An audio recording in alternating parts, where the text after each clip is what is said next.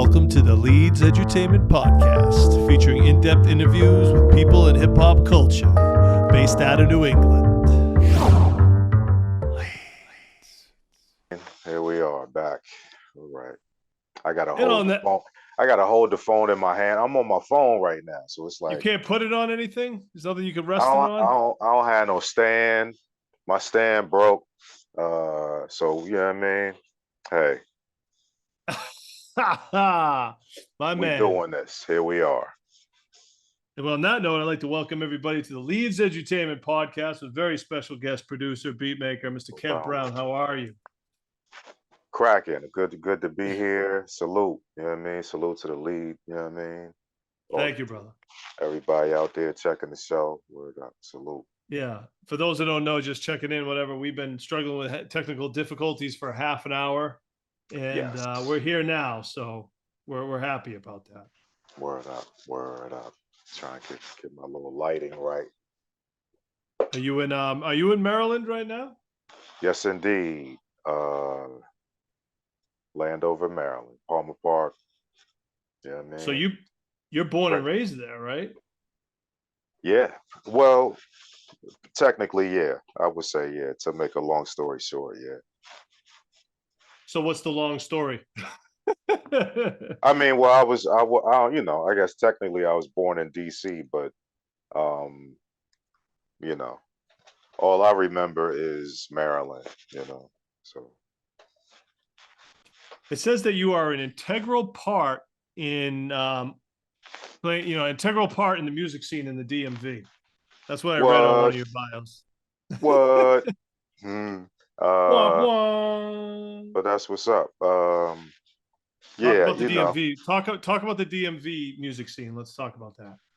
the scene. Well, I could talk about the scene when I jumped into it, uh, you know, as a younger artist, back in the day, it was cracking on, you know, the DC. Once I got old enough to actually go in, you know, you're 21 and, you know, you can go into the city, you know what I mean? Because I'm like 20 minutes away from, you know, like DC, Washington, DC.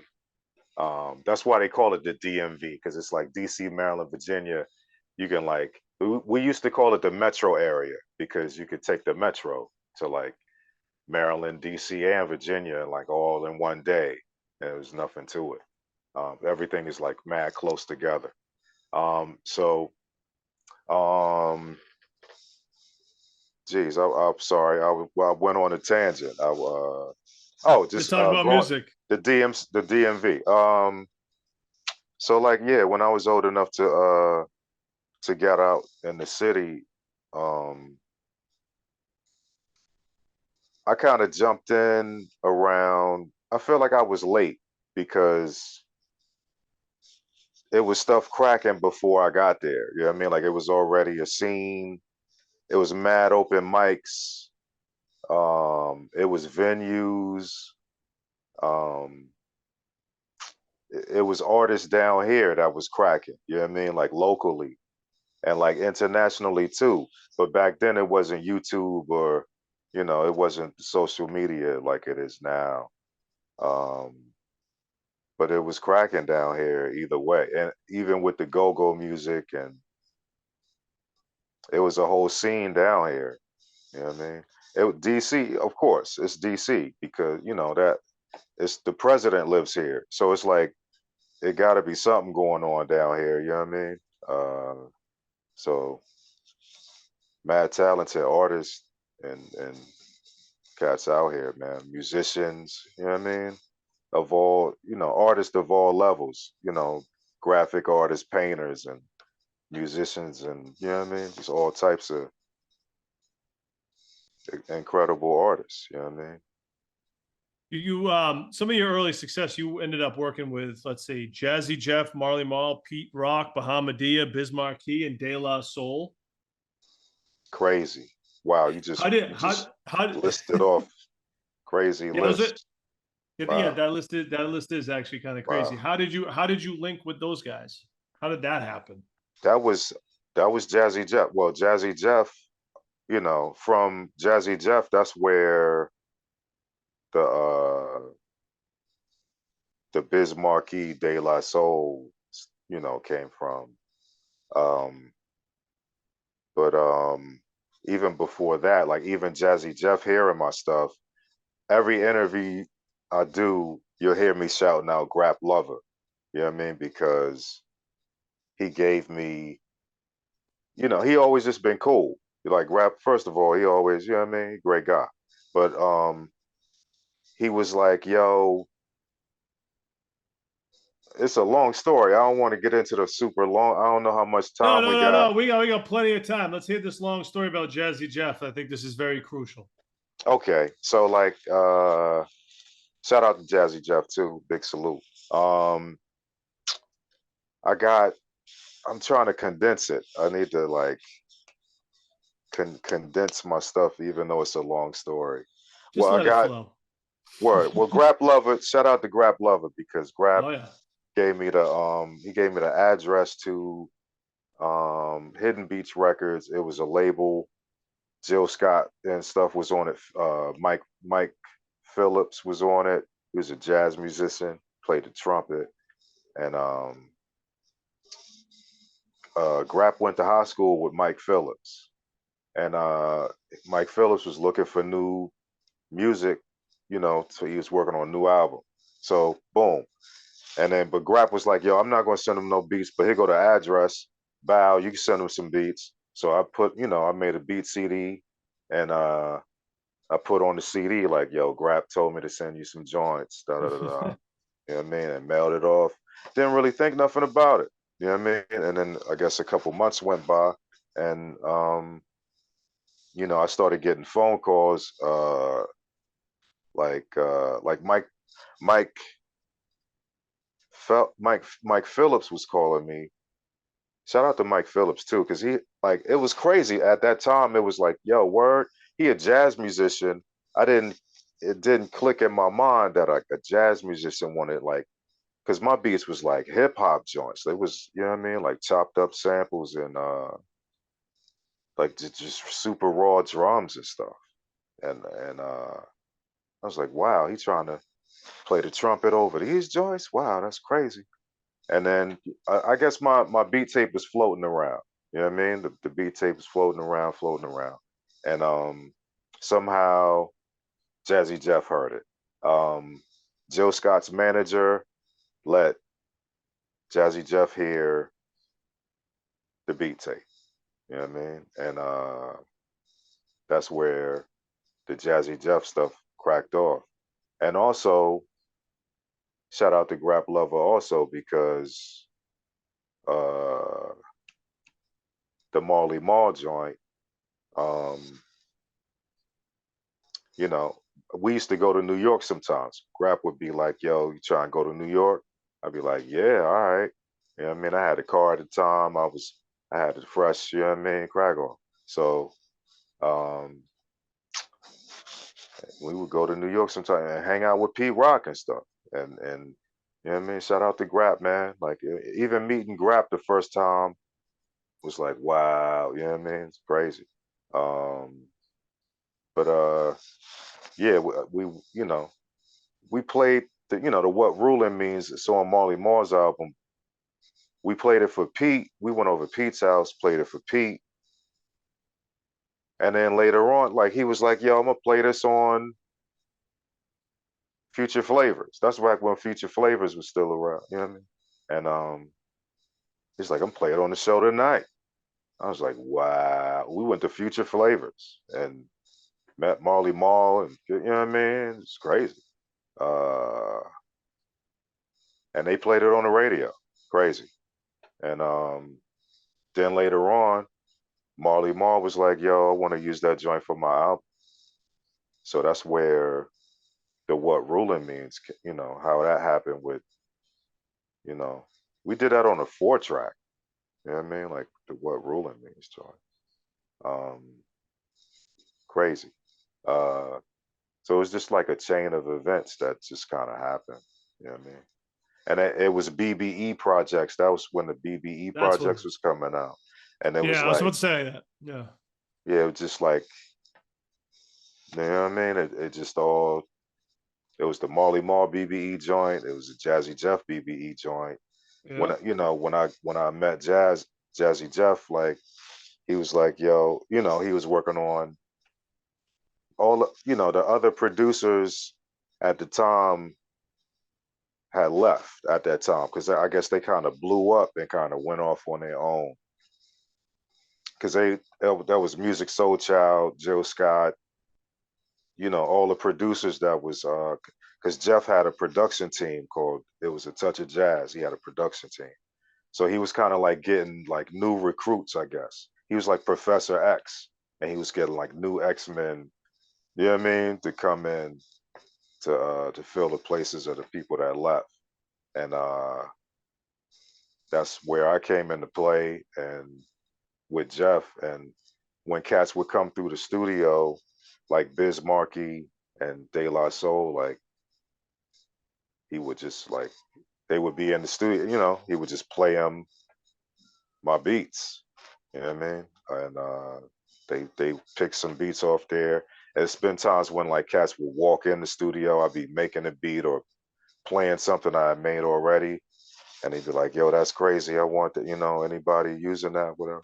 Um, Mhm. Stuff like that. So that's where the Jazzy Jeff, because Jazzy Jeff know the big, it's Jazzy Jeff. So you never know who gonna come through the studio with Jazzy Jeff. You know what I mean?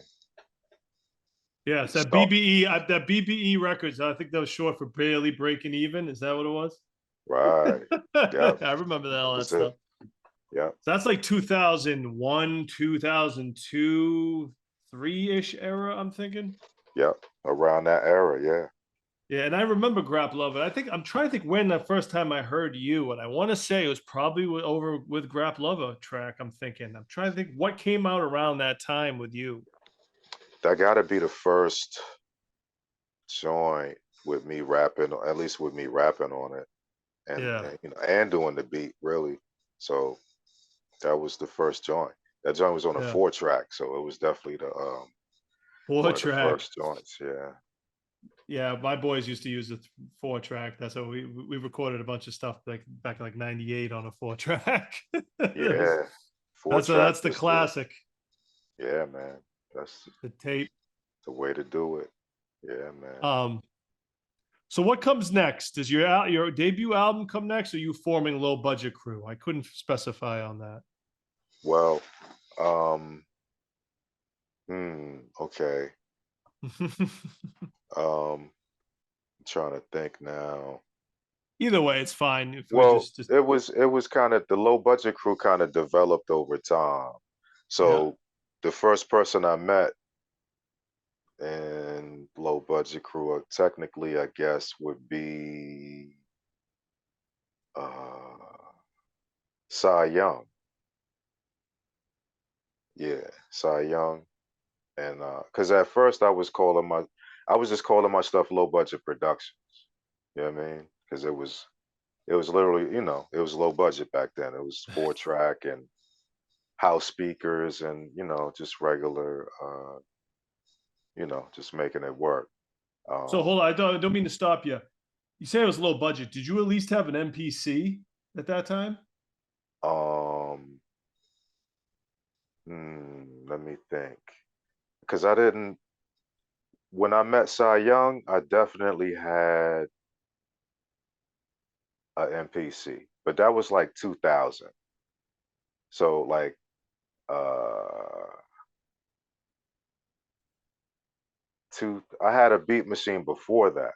Yo, when I got a 4-track, I was doing like whole albums. You know what I mean? I count my career from 2001 on because Yeah, that's when 2001 is when I first had a joint with a barcode on it, and you can officially look it up. But yeah, like I was making like when I got a 4-track, I was like doing albums that you never heard of before. right. You know what I mean? Like and like going to open mics and Yeah. selling them joints. You know what I mean? Stuff like that. So like that's how the low budget part of the low budget crew kind of formed from meeting Gotcha. them at open mics and stuff like that. Um, yeah, you know what I mean? It was just organic, like cats would. It's crazy, man. Like me and Cy Young was hanging out one night. We went to a bar, and like the bartender was mad cool. I thought Cy Young and the bartender knew each other. When we left out, I was like, "Where you know him from?" He was like, "Yo, I just met him. That we just met him tonight." I was like, "Yo, I thought y'all knew each other like 10 years ago." And then come to find out, that's later on, that's Camber, and he rapped and did beats and stuff. Like it was just kind of like, you know what I mean? Like Sean Bourne came into play from my man Dave, and just just me, you need to come over and hang out with my mans and them, and then we go over and it's like meet Sean Bourne, and you know what I mean? Sean Bourne got the little apprentice Ken Starr, you know what I mean? Like he in high school still or whatever. And just like things just happened, you know what I mean? We were just all connected and started doing music together. And it just started being called low budget from like because you should say like low budget, you know what I mean? And we had a show one time in New York, and I guess instead of putting Cy Young, Camber, Kev Brown, yeah, they just put low budget crew. You know what I mean? And I think that's where it kind of like it really kind of stuck there just from that flyer. You know what I mean? Who is in the low budget crew? Who was in it? There's a few Jeez, names. I forgot to write them down. um, it's a lot of cats in low budget crew. Let me think here. I don't want to leave nobody out anytime somebody asks that. You see Early Reed, Odyssey,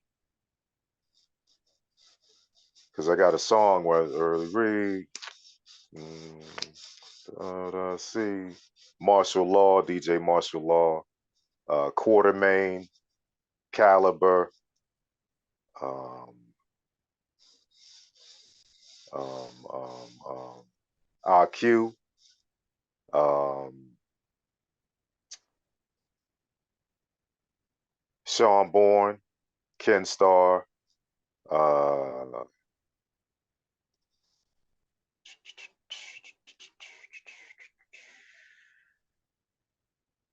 I'm leaving people out. I can't name them all. Did I read somewhere that Rosenberg was in it? Pete Rosenberg, Yeah. as we know him as PMD. Um, Oh, Peter Pete Rosenberg. Peter from Maryland. That's what his Different Rosenberg. original name was. Peter from Maryland. PMD. That's what his original like stage name was. You know what I mean? DJ name. Nice little collective you got there. Yeah, and forgive me. Hassan Maki. Um, Yeah, so I can't remember. um, and I'm leaving. I might be Grap Lover. Shout out to Grap Lover. YU, like it's extended members also. It's like Wu Tang, at a certain point. Right. So from here, you go and you make your debut album, I Do What I Do, correct? Something like that. Yeah, you could take it there. Yeah. What was the process of making that album? With some highlight moments from making that? Oh, that was dope. The whole album was like it was just a good time. It wasn't. It was an independent label. It was Up Above. Shout out to Up Above Records. Yeah, I remember Up Above too. Yeah, man. Shout out to my man D Smooth. Big salute. And he was the A&R at the joint for my joint at the time. And it was good times. I just made the album at home. You know what I mean? I had the Yamaha AW 4416. It had 16 tracks. It had a CD burner on it. You know what I mean? And I did the whole album on that joint. Um, just at home. You know what I mean? Cats would come over, even with the scratches. Cats would come over, bring the turntable. If you know what I mean, and like just record it in. Wow. Um, Mixed it myself. Um, all that. Like it was great. You know what I mean? It was a real creative time. I remember Fonte came over. Fonte came over way early because he was like, "Yo, I heard you working on an album." You know what I mean? And he's like, "I'm trying to be on it." The verse he does on the album, that's not even the beat originally that he rapped over. Uh, but it was so early in the game, he just had like picked the beat off of like one of my beat tapes or something, and was like, "All right, I'm gonna rap on this." And he did the Jay-Z joint where he didn't write nothing down. He just like was listening to the beat and just like, "All right, I'm ready," and just did the whole rhyme. Uh, it was crazy. And he says 16 bars. He says he kicks 16. He really kicks six. You know, he really kicks 24 bars. Like he's just going in. It's crazy. How when did you start making beats? Like, did you teach yourself? Like, how who someone teach you, or is this all self taught? Um, no, I wouldn't say it's all self-taught. It's kind of like it was no YouTube back Right. then. It was definitely reading the book and trying to figure it out. But it was like I had. It's nice if you got some friends that got the same beat machine. My man Ken Wood, I had the XL. He had the original 2000, and Ken Wood, that's another cat, low budget crew. You know what I mean?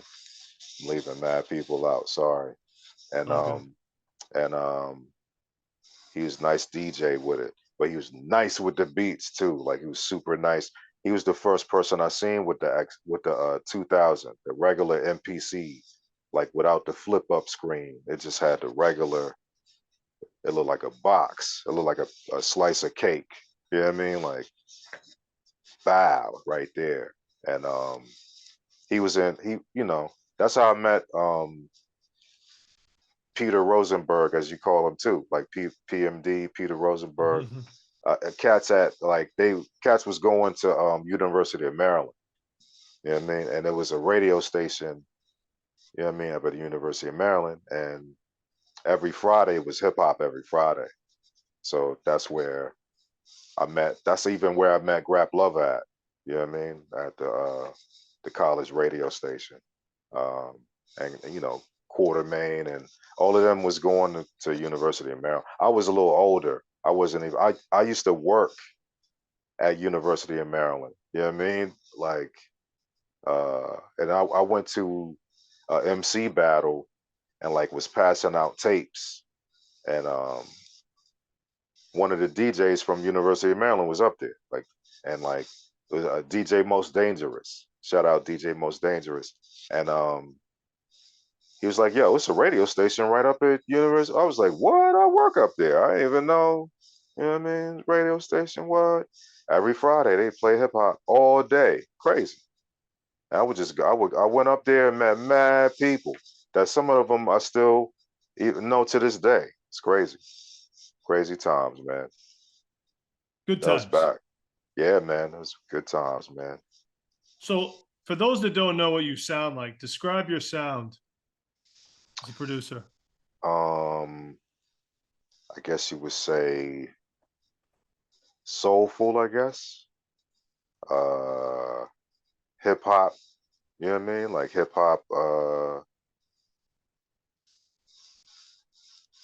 hop based. You know what I mean? Like definitely hip hop based. Like some people might say boom bap. I don't know if you would say boom bap. But just like just that raw hip hop stuff. You know what I mean? Like I don't know, really know. Just a soulful, you know what I mean? I think that's the Sampling. main. Do you sample primarily? Well, yeah, I sample a lot. Yeah, I sample a lot. I use real instruments a lot. You know what I mean? But like the basis is like the sample and then like build on it. You know what I mean? Yeah. I've read a couple times. You're kind of people like you're known for your bass lines. Like people like, oh, the Kev Brown bass lines. That's what Talk the to me people about say. talk to me about your bass lines. I mean, well, with me, I didn't notice the bass lines until people started saying stuff about the bass lines. You know what I mean? It was I think that came from the older machines I had. You couldn't do what you could do on the, on the MPC, like, you know what I mean? So once I got the MPC, I kind of spazzed out with like everything, like with like chopping the chop, like, you know what I mean? People be like, yo, the bass line's crazy, but if you listen to the chops, like it's stupid. You know what I mean? It's like, why are you even doing that? You know what I mean? Like I'll listen to some stuff and be like some old stuff. Cause it's like I think the transition of just like having a more basic machine. Cause I had the before the MPC, I had the Akai S20. I don't know if you ever heard of that. Google that Oh joint. yeah, no, I know it. Yeah, but it was great. I used it, you know what I mean? I had that and the 4-track and I was getting busy, you know what I mean? Like but it was like, but when you transition to the XL, it's like a whole nother, it does all the same stuff that did, but then like 1,000 other things. So you can actually like sequence your programs, and it was crazy. It had the 16 levels. Like I never had the 16 level. With the S20, I would take, when you cut the machine on, it's like doop, it's like a sound to let you know the machine works. But then if you pitch that down, do do do do do do do do, it turns into a bass line. You know what I mean? And I would like, it wasn't no 16 levels. So you had to like just copy the sound to another drum pad and like tune each drum pad to the different tune. You know what I'm saying? To Right. get, and you had to play it all the way through. So if it's like 2 minutes, you like boop, boop, boop, boop. You know what I mean? Like for 2 or 3 minutes. With the XL, with the MPC, you can sequence your program. You know what I mean? Like, oh, it's going to be 4 bars. This is going to be 2 bars. This is going to be whatever. You could copy bars. You could do. It was like, oh, we in the matrix now. Yeah, we here. You know what I mean? So it was just a step up. So when I switched to the MPC, the bass lines, everything just stepped up. And Cats was like, yo, your bass lines is crazy. And I was like, oh, you know what I mean? Like it was yeah, man, it's a huge compliment, I appreciate it. And like even real musicians, you know what I mean? Like that play real instruments and stuff, like be like, yo, I'll be like, wow. When people like that give me props, I'm like, whoa. Like a real like Daru, you know what I mean? Like a real drummer. It's like, yo, your patterns is tight. It's like, what? That's crazy. You know what I mean? Crazy.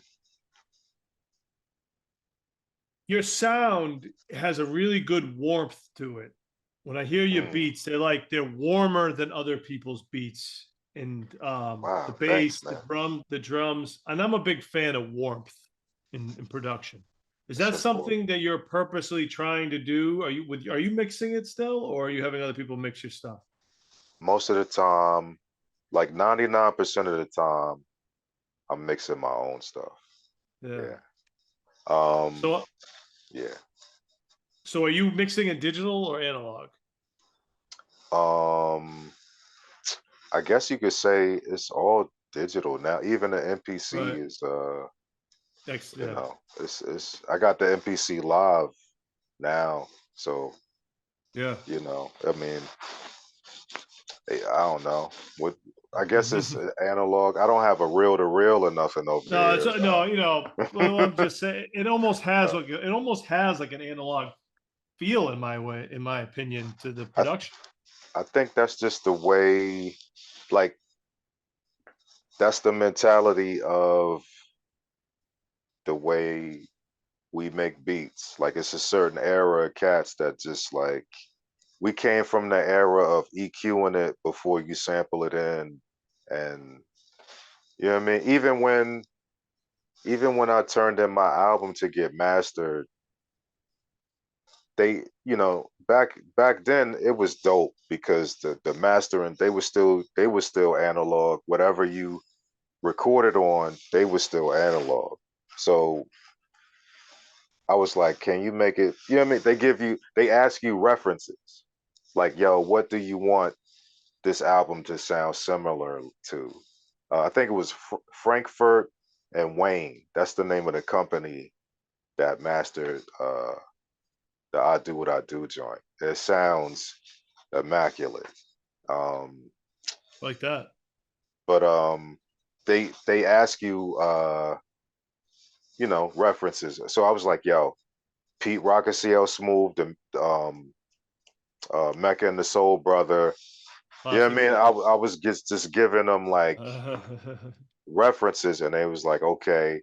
So that I give that to, you know, not only, I want to give props to the mastering of the I Do What I Do joint, but like I always try to we just grew up in that time of like that analog warm equipment. If it don't sound like that, something is wrong. So the new machines, even they have stuff that emulates that stuff. So I apply that stuff to that. But it's also a matter of just EQing and you got to have it warm. That's music supposed to be. It can't be. Most of the time, the music we like is warm. It's not a colder sound you're going for. You know what I mean? You're looking for comfort most of the time. So Right. usually warm is more of a comfort sound, feel. Texture, you know what I mean? Yeah. I was seeing in an interview you did, you were talking about opening up the MPC to fix it and Yeah. putting And it make it back together, putting it back together and forgetting a few screws. What's it yeah, look like? What's it look like in that machine over there? You crazy making scientist over there? making making a maraca out of your MPC with no Yeah. problem. Um nah, I'm not a scientist at all with it. Like that's all I would do was open it up and change the drum pads or whatever. Oh, okay. I wouldn't like mess with the circuit board or you know what I mean? I'm not Tony Stark at all with the like opening up. I had my man, I gotta give a super big shout out to my man Brent. You know what I mean? My man Brent, anytime my joint would mess up, not only me, I know there's cats out there that probably will leave comments like, yo, I know somebody too that would like when my joint would break, my buttons, because the older MPCs, the F buttons at the top, the shift buttons would break. You know what I mean? It would be certain stuff that's like I would order stuff off of the MPC stuff website and like give it to my man Brent. I would pay him, of course. He was the dude that was like the Tony Stark repairman for your beat machines and stuff, your keyboards, beat machines, whatever you was using. You know what I mean? And he was Crucial. super nice with it. Like it's God bless. You know what I mean? Like he retired from doing that now. I think it was mad stressful. But like you know what I mean? For a time, like when even I when my MPC got stolen in Africa, when I got back home, I still had the XL in the closet. So I gave him the XL like the day I got back from Africa. I went over his house with the XL. Like, yo, can you fix the buttons on this in the meantime until I get another 2,500? You know what I mean? And he put the memory chip in it. He put the effects chip in it. Yo, he sized it. You know what I mean? He super sized it.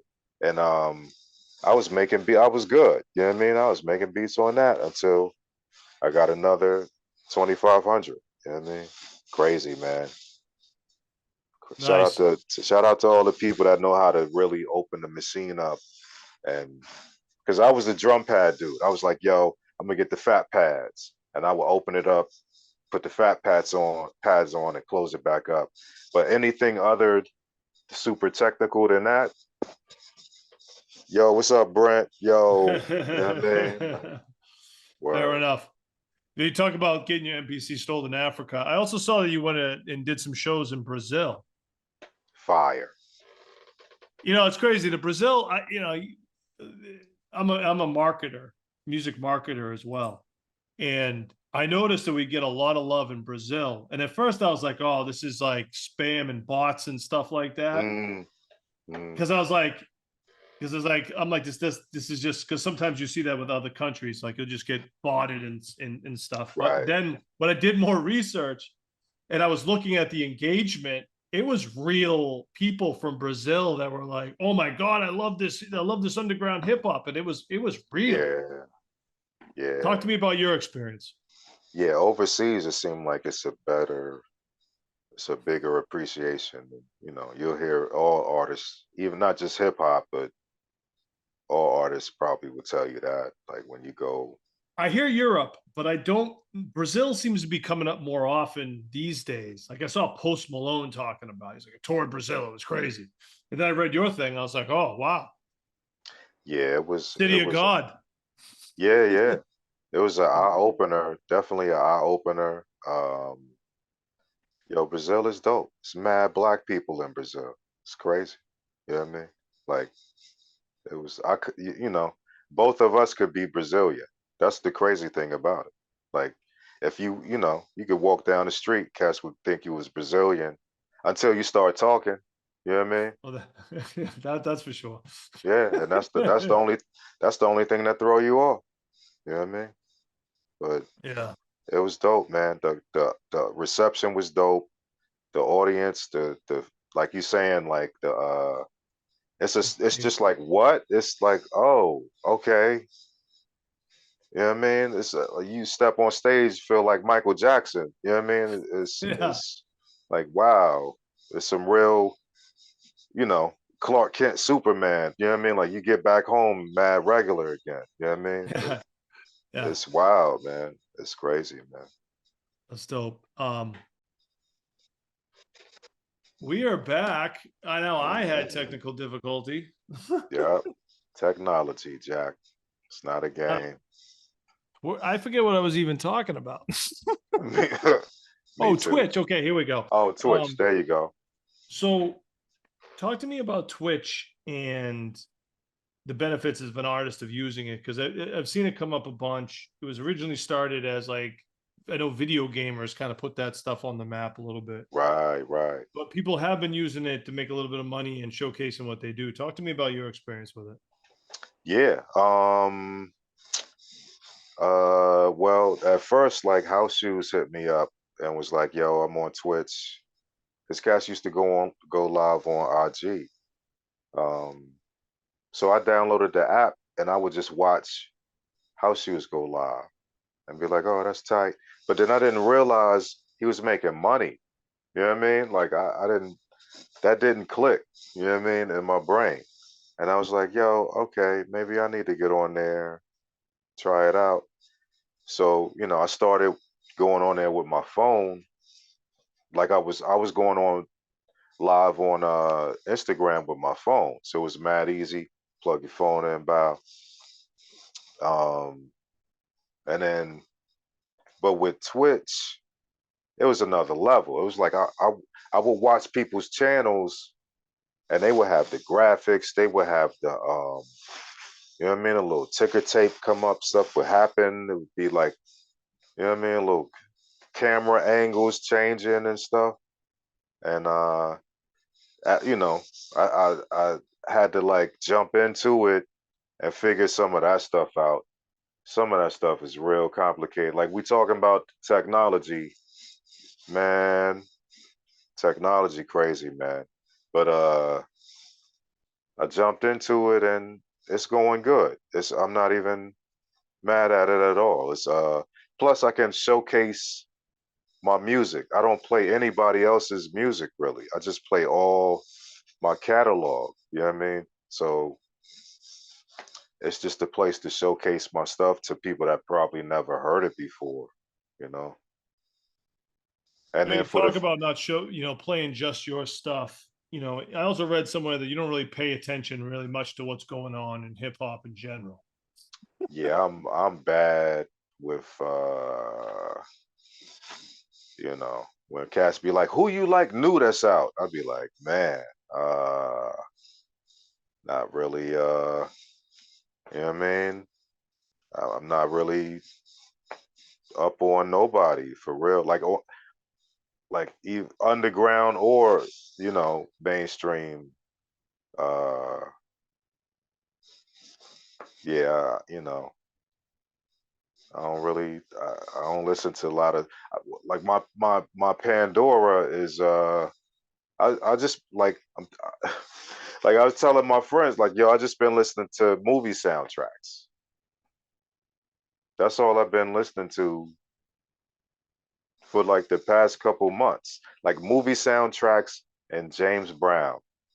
Like that's all I've like been listening to. Like I got the Bill Conti station on my Pandora like before I was streaming with you live on here. I was listening to the Bill Conti Pandora station. You know what I mean? Like but shout out to everybody out here doing it, you know what I mean? Like I got, but I'm not super on. I'm down to work with mad people, like from underground to overground. Like I'm down to work with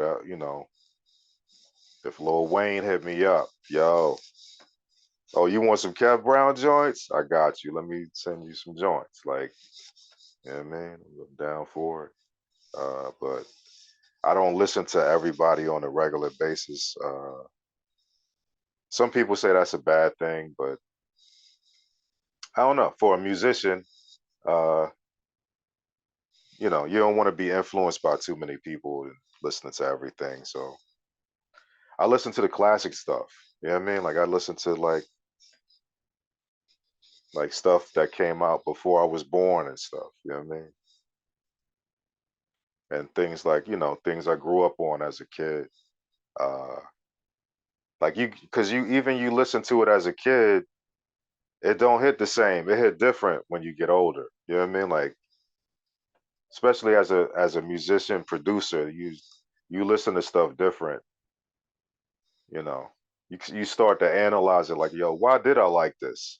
Okay, the bass line is rocking, pianos is jam. You know what I mean? Like it's like no wonder I like this. You know what I mean? Like so no one, and it's like no wonder I do this type of music. Like you know what I mean? Like even with yo, I listen to all types of styles of music. You know what I mean? So that comes out through my music. You know. You put together a lot of, you have a combination of like compilations, you have collaborative projects, you have a lot of instrumental albums. Which one is out of all of these projects, what is your kind of standout process highlights? Like which ones you like doing the most, or which ones is it whatever you want to work with? Like which one stands out to you? Which Um, type of project stands out to you, I guess, or do you prefer doing? well, when I work with my friends, basically, like Lowbudget Crew, uh, that's probably when the most laughs and stuff happen. And shout out to Elemento also. No, it's funny you mentioned. I want to stop you real quick. It's funny you mentioned that because my graphic designer, EGADS, when I was sending him over the artwork for this, he was like, "Yo, Kev Brown, I love that project he did with Elemento because he did a job Word, with Elemento too." So talk about working with word, him in more detail. no doubt, salute. But yeah, like the Elemental stuff, the second Elemental album, well, the first stands out too because initially, I'll tell you the story of that. Like initially, I sent beats for the Visionaries. I was trying to do a whole album with the Visionaries. You know what I'm saying? Like Kev Brown beats and they rapping on it. I was like, yo, that'd be ill. Cause I felt like I was a part of Up Above at that point. And the up, you know what I mean? Like and the Visionaries is on Up Above. And I was like, yo, we can make this happen. You know what I mean? And but they only picked one beat. As a group, the Visionaries only picked one beat. But you know, Elemento is a solo artist as well as the other individuals in the Visionaries. So he heard the rest of the beats. He's like, yo, I want all the rest of these beats. You know what I mean? And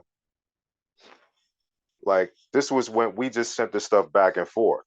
This was like just internet, you know what I mean? And he sent me, he basically was like, yo, here go the part where you rap on. You know what I mean? Cause like he sent me all the songs with him rapping on it. Like he two-tracked the joints and like just like ba ba ba, it was scratches and everything done already. And he was like, yo, here go the parts where you rap on. I was like, God dang, all right. Like he was on it, you know what I mean? And we did that album. And so when the second album came along, I actually went to California and worked on the album. So that was the first time like doing like, yo, I'm going out of town to work on this album. You know what I mean? Like that's not a regular thing. Cause usually that was the era of we sending files back and forth. You know what I mean? So that was ill. That was fun hanging out with Elemento. We was in Long Beach and you know what I mean? It was just like good times. At DJ LD had the studio in his garage, had a vocal booth and everything. Um, Crazy. He was an engineer too. He engineered the album, mixed it. Um, Crazy, man. Uh, that's the best stuff. Like even with Lowbudget Crew, I'll go back. You know what I mean? Like just kicking it. Like because it's like if it just feel like your friends anyway. You know what I mean? Like it's just a natural situation. And working with Ken Starr, Camber, Cy Young, like you know what I mean? I met Cy Young at the open mic. Cy Young rhymed to no beat. He had no beat at all. He just got up and rhymed. And I was like, yo, this dude is better than everybody that was here the whole night. You know what I mean? And we was working together, you know, from there. Uh, you know, so that's how things happen, you know. I forgot to ask you earlier. When did you went from making producer to rapper? Like you also be a producer, then you all of a sudden started rapping. Talk to me about that transition, and do you prefer one over the other? Well, I was always rapping, because that's the reason why I started making beats, because I wanted original beats to rap over. Because at first I would just take, you know, back in the day, you take the single, it got the instrumental on the, you know, the B side, and you know, rap on that. But like when I was starting to get more serious about stuff, I just wanted original beats to rap over. So that's where the beats came from. And then later on, I guess when the crew started accumulating, I was like, yo, I could just be kind of in the cut. You know what I mean? I don't really got to be rapping like that because it's like super MCs in the crew. So I don't have to be like rapidy rap rapper. You know what I mean? I could just be behind the scenes more. You know, Um, that's where that came from. that's dope. we have you're coming to Boston on November 9th, I believe, right? Did I get the date right? November. Yeah, Give me if I didn't. you got it. You're doing a beat showcase. You probably do a bunch of this is do you when you perform, is it mostly beats, or this one's a beat showcase, but do you rap too when you do you like play the beats and rap usually? Well, this is kind of the Renaissance. This is the Kev Brown Renaissance. Gotcha. We in the Renaissance of Kev Brown right now. I'm kind of reinventing the live show. Um, that kind of maybe stem from Twitch too, because I just wanna. I feel like a lot of people don't know the catalog and things like that, so I just want to put people on. You know what I mean? Because a lot of people are still like, "Who is this guy?" You know what I mean? Like I did a studio session a couple days ago. Like the artist that I was working with knew who I was, but nobody else in the room knew who I was. And then when the beat came on, they was like, "Yo, who did this beat? Oh, you did this beat? Oh, yo." You know what I mean? Like, I so remember you now. right. So it's like I still get questions even with gray hair. Cats be like, "Yo, how long you been doing this?" And I'd be like, "Yo, like 20 years." You know what I mean?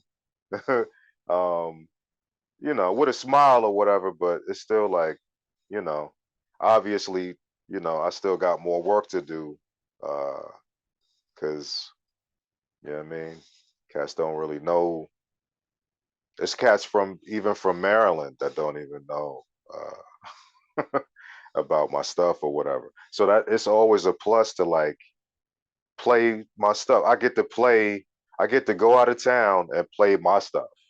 You know what I mean? I don't have to go and play Beyonce or whatever. You know what I mean? Like I could actually go and play my stuff, and it's a circle of people that appreciate that. So, but I'm usually the usual Kev Brown show is rapidy rap. You know what I mean? It's cracking. Like the last tour I went on was 2018, and that was the live show. You know what I mean? Cry, what up, y'all? You know what I mean? Like throw your hands up, like rapping joints. But I kind of wanted to transition into like playing joints. You know what I mean? I feel like I could do a little bit of both, but I feel like that might be my nice little pocket.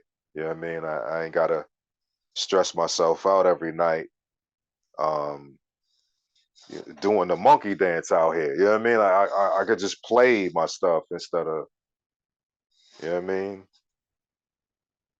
But Cats is getting older. You know what I mean? yeah, yeah. I ain't trying to be out here like, yeah, y'all, what up? And trying to get you to I buy couldn't some even see you doing that now. I'm meeting you. I just couldn't even see you doing that now, or word. ever doing Yeah, that. yeah.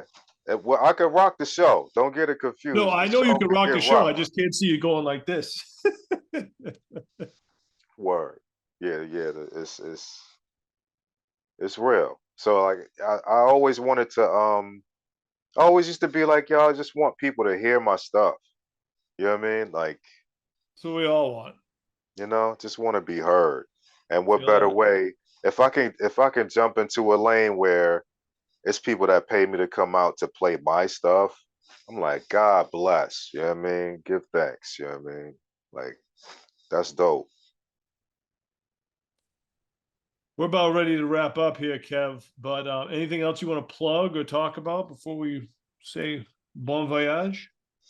Well, I got the website, officialkevbrown.com. If you want to, I'm not wearing a t-shirt right now, but I got t-shirts on there and Socks. socks and yeah, that's my favorite thing to say, like socks. Uh, I got some vinyl up there, CDs, and so I got, it's a website. I got my merchandise up there. People be asking for the merchandise. I'm like, that's where it is. If you want slip mats, you know what I mean, for your DJs and uh, all types of random stuff up there. Mugs. I got you know what I mean? I got the mug right here. Um, Feeling that. so, Just check the link. But I got a link tree. Check my Instagram. I got the link tree on there, and I got all my YouTube. I'm on YouTube. I'm on, you know, all the social medias that the artist's supposed to be on, and all that good stuff. So And you just put out an album with King Kev, right? Came out last month.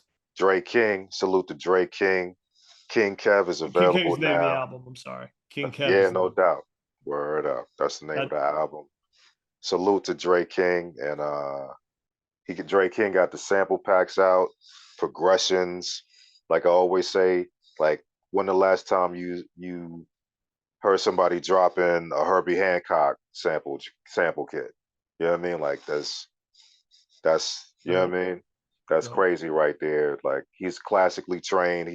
You know what I mean? He's a jazz musician. He played the trumpet. He played the keys. Super nice with it. And I made beats out of some of the sample kits he put out. And that's the King Kev. Dre King, that's where the king comes from, and the King Kev. You know what I mean? I'm not out here like Kanye. Like I'm King Kev. You know what I mean? I'm just that's where it's just two names put together. You know what I mean? I caught that one. I caught that. Word. Word. I'd like to thank everybody for tuning in to the Leeds Edutainment Podcast. Check out our other episodes on YouTube and streaming platforms. Thank you, Mr. Kev Brown, man. We'll see you in Boston this Thursday. Coming up soon, man. Big thanks to you, Leeds. Appreciate it, man. Talk soon, brother. Appreciate the platform. Big up, man. Later. Peace.